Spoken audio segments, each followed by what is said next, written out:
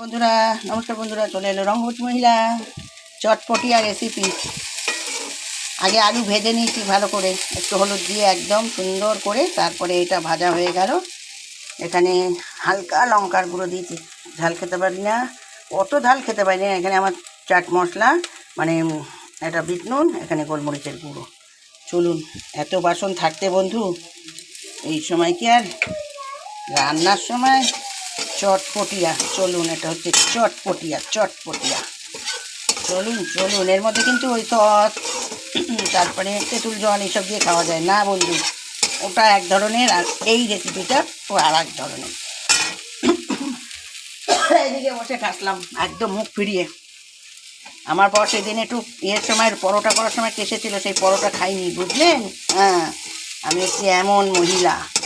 এটা হচ্ছে চটপটিয়া, এর মধ্যে কোনো সস ভিনিগার সব দিয়েই খাওয়া যায়, কিচ্ছু পড়বে না। যা পেঁয়াজ দিলে ভালো লাগবে, লঙ্কা কুচিয়ে, ব্যাস। সেটা না দিলেও চলবে, সেটা দেবো না, মানে এর মধ্যে এটা যাই না।